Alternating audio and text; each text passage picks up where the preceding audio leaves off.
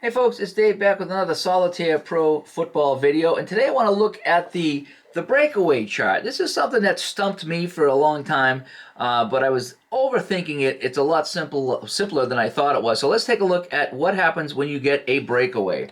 Now, a breakaway can really only happen on a run or a short pass. All right, so in our example, Franco Harris has the ball, okay? And his average rating is a 3. We've determined the defense is a 0, so he's got an average of 3 going into the run.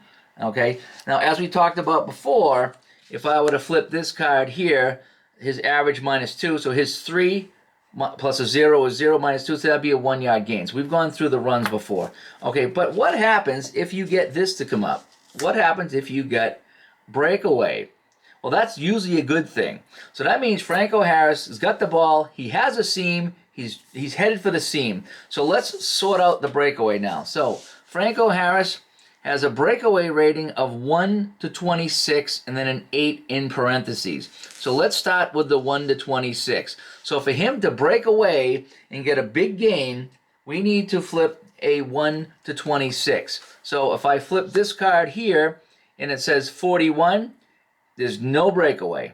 Okay, he did not break away, the seam closed, and it's just going to be a normal play.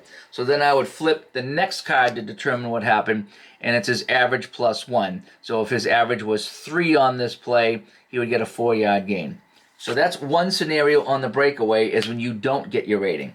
But let's just say I flip the card. It's a breakaway check, and I have a 1 to 26, I said, and I flip this card, and it's an 8. So it's within his breakaway rating. So what I do next is get the breakaway chart, and I look at the 8, because that's his breakaway, his secondary breakaway rating, we'll call it.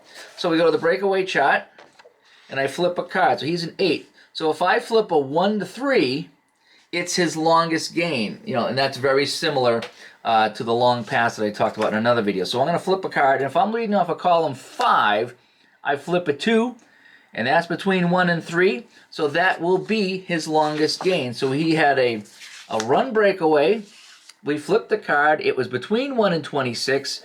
We checked 8 on the chart and flipped. It was a 2. It's between 1 and 3. So we go to his longest gain, and that would be a 30-yard run for Franco Harris. That's the longest run he could possibly make. So let's back it up. So we got breakaway. Okay, we flip the card. It's a 21. It's within his range. But then we flip this card, and we realize, 41 is not 1 to 3. So what we do in that case is we default to the short gain. So, okay, he didn't get his longest gain. It's going to be a short gain. So we flip the next card for a short gain, and it's his average run versus a 19. So going into the play, if he was a 3, if there was no defensive adjustments at all, it's a 3 plus 19, so that's 22 yards.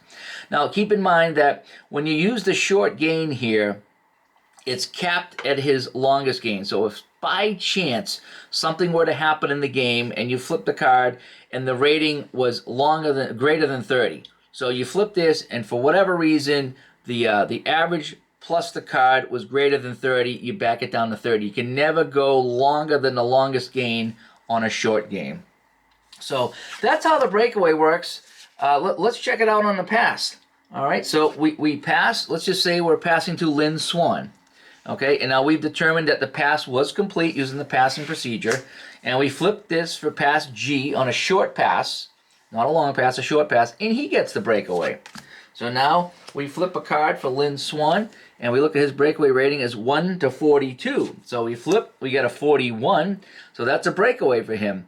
He is a 2 in the breakaway chart to check the longest gain. So a 2, he's got a 1 to 21 for a long gain. So if I were to flip this card, nope, it's not within the range of 1 to 21, so it's going to be a short gain. And we go to the short gain, and it's his average plus 9. So his average is 17 plus 9, so that's a 26-yard gain. If he got the breakaway, we flipped. It's within the breakaway number here, so we go to the breakaway chart. He's a 2, which is pretty good, so it's a 1 to 21 now. If I flip this card, yep. So Remember, it's either longest gain or short gain. Once you go to the breakaway chart on a run or a short pass, you're either going to get his longest gain or you're going to check short gain.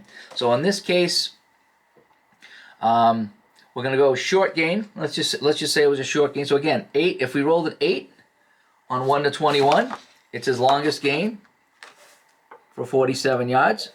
If we flipped a different card, if we flip this card here, nope, it's not going to be his longest gain. We go short gain.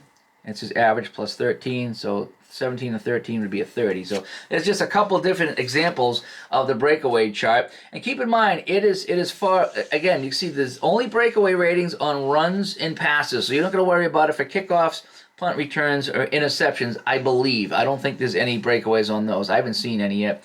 So it's only on rushes and short passes. Long passes are their own thing. We don't use any breakaways on long passes. So anyway, I'm Dave, and that's some more Solitaire Pro Football. We'll talk to you later. Bye-bye.